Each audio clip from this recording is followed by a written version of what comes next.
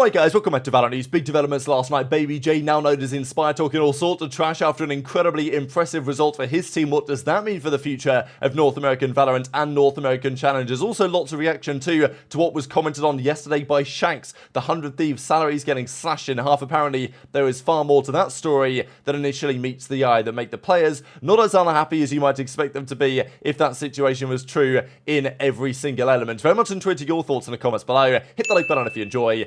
Subscribe if you're new as always, I'd greatly appreciate it. Here are the boys of Sentinels, Zekken, Zelsis, Narrate, Gen.G, and Bang, of course, out there in Korea, ready to go in a few days' time for the Soup Valorant League, and we'll discuss what's going on there in a second. But Zekken's out there now, and as he says, any APAC duo on the Tokyo servers, on the Hong Kong servers, and as Zekken says, wake up guys, I'm the only one in the office, it's time to grind at Stacks, at Buzz, at Meteor, at Faker, etc, etc. Right? So basically just calls the T1 guys, and then at Faker, at Google Chris. Pretty funny stuff. Forsaken is in the replies, and Itsu from T1 says we're on vacation right now, I'll do it tomorrow. So yeah, Zekken's looking for some teammates to hit up some well, Pacific ranked. This is the tournament that they're going to be there for. So the group stage looks like this. These are the 8 teams in attendance. NRG are coming out there as well. It's Sentinels, Gen.G, round 1. Absolute banger. They are the 2 favourites to get out of the group. It's made in Thailand and it's Talent on the other side, so I would expect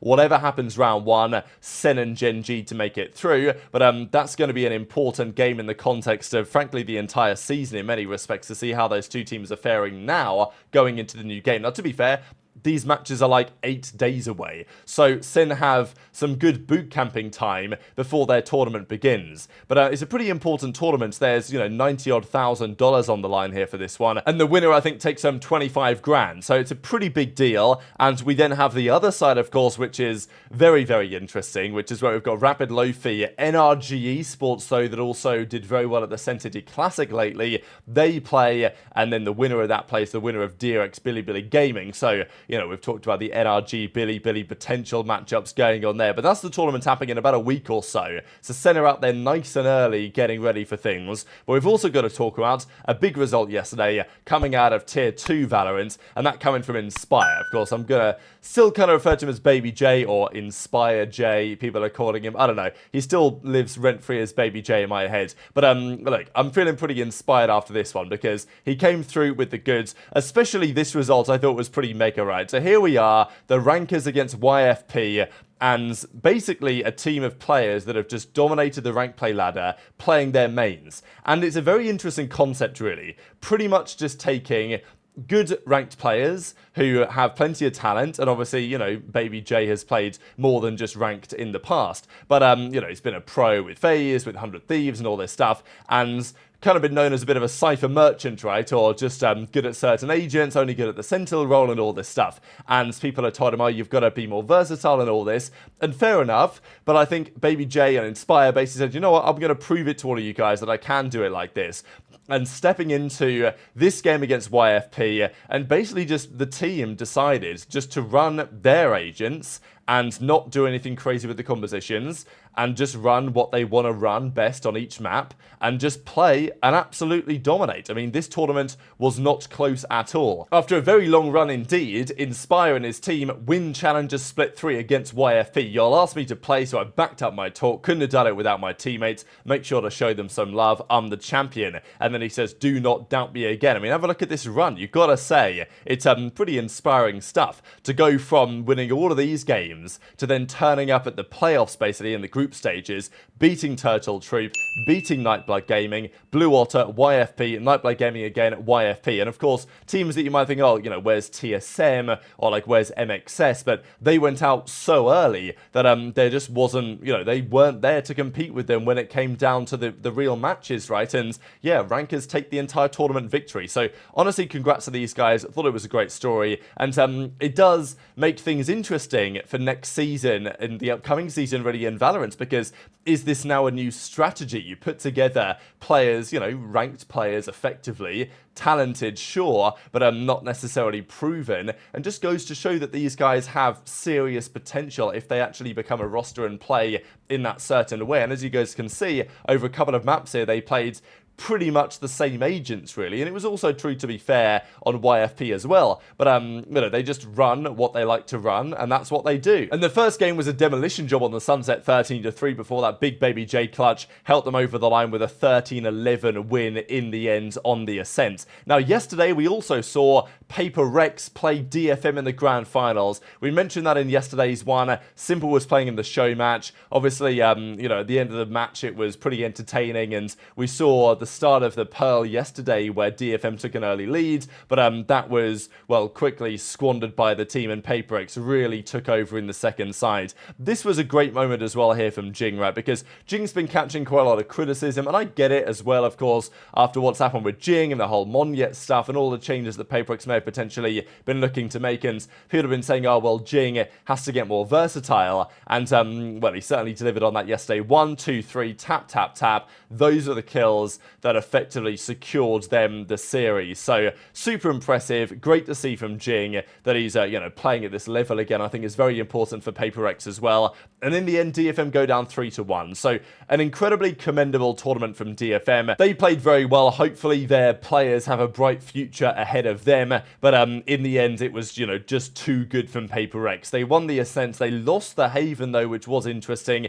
Dominated the Abyss as we saw yesterday, and then made a big comeback on the Pearl. Of course, they were down 7-2 here, but again, as I said, it's Paper Rex's attacking side that was just carrying them really this tournament. Their defense has some work to be done, but Paper Rex's attack again looked mesmerizingly effective, and PRX, they win the tournament. So impressive work. Not their best performance from start to finish, I would say, in the tournament, but certainly good enough to prove that they are going to be a contender again for the upcoming season. But speaking of teams that could well or could not be a contender, we've got to talk 100T and potentially Evil Geniuses as well. Of course, we saw recently Ye calling out Bleed and basically revealing the full story a few days ago. I thought this is interesting here for Mentalist, of course, player for the Bleed Rainbow Six team, and presumably they won some prize money, and he said, Ye said he got paid for the most part. Yeah, because he got paid without prize money, bro. So, and I'm not sure, I don't think Mentalist is trying to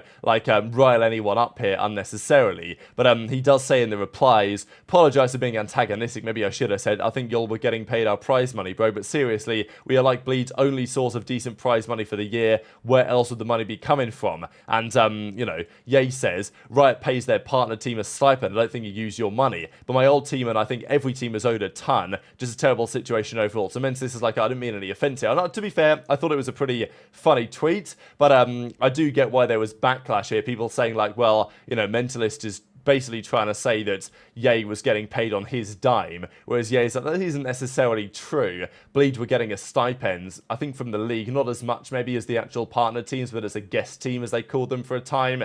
That's kind of what was going on. But and tweet your thoughts on that in the comments. But yesterday we talked about Shanks discussing on stream the fact that 100T salary is getting cut in half. And obviously that's a big deal. It's happening a lot of places in esports right now, and it's not necessarily a good news, for anyone. I'm sure the 100Ts players aren't especially happy about it either. But George Geddes does give some interesting insight here into exactly what's been going on at 100T. Because, look, yes, their salaries have been cut, but that is true for basically every single North American organization. And, well, George discusses the following. The players are incredibly looked after by 100T, housing paid for, etc. This is a very big deal, actually, I think, especially when it comes down to salaries. Because, if you're living in LA and you're getting paid 10K a month by, your roster, your organization, after taxes, after living expenses in LA, compared to what some people are making in LA and the lives that they're living, it's not exactly an insane amount of money. It's a big deal